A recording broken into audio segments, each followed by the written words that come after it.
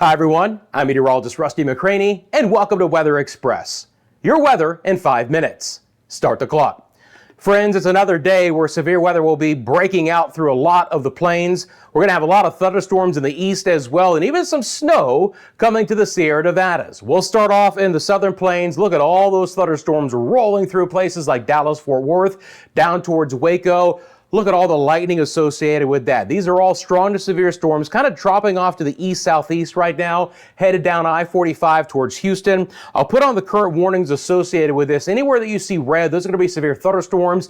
Winds of 60 to 70 miles an hour and some inch-size hail will accompany that cluster of storms. We look up to the panhandle of Oklahoma and Texas. Not a lot has developed yet. One severe thunderstorm warning near the Kansas border there of Oklahoma, but this is the area most under the gun for severe weather later today. We have 2 severe thunderstorm watches, but both the Oklahoma and Texas panhandles are under a tornado watch. That's the purple polygon that you see.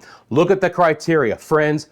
4-inch size hail. Softball size hail is expected in this area with winds of 70 miles an hour and some tornadoes. The SPC has at least a 40% chance of 2 tornadoes developing in this area. And as I'm speaking, they've issued a new severe thunderstorm watch for southeast sides of Colorado. You get the idea. These are the areas with the best chance for the biggest risk for severe storms. That's where we have that enhanced risk. We had softball hail yesterday in this area. We're going to be running it back. The slight risk extends in the western sides of Oklahoma, southeast Colorado, which is why they issued that severe thunderstorm watch, and then all the way up through Kansas into portions of Nebraska and even towards Iowa as well. When we look at the radar there, you're actually going to see a few severe thunderstorms that have developed near the Omaha area as well. And we even have one tornado warning right now near Omaha. So you get the idea that yes, a lot of it is going to be in Oklahoma and Texas for today, but take a look at that tornado warning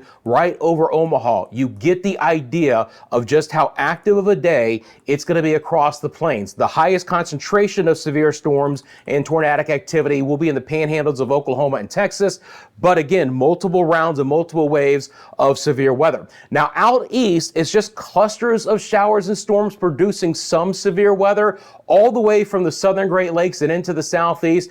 Most of this is non-severe, but there's a lot of rain and storms here that'll be coming along for the ride. And then out towards the west, very complex system here. We're actually getting a little bit of snow in portions of Wyoming, and we're just starting to see some rain enter the picture to coastal sides of California. But this is going to be a relatively significant system down the road. When I bring on the infrared satellite imagery here, you guys are going to see that there's a lot of moisture to come on shore into California, and that's going to turn into some snow in the higher elevations of the Sierra Nevadas.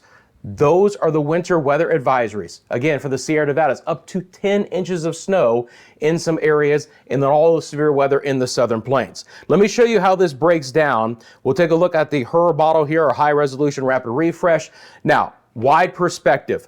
All of this energy from the plains gets kicked out east over the next couple of days. Generalized storms, maybe isolated severe, again, Great Lakes, Northeast, Mid-Atlantic, all through the Southeast and the Tennessee Valley. But the main chunk of energy stays right where it is right now, where mid-level energy is going to be coming out of the Four Corners, running into our dry line and developing more high-end severe weather in Texas and Oklahoma and the Southern Plains in general in the next couple of days.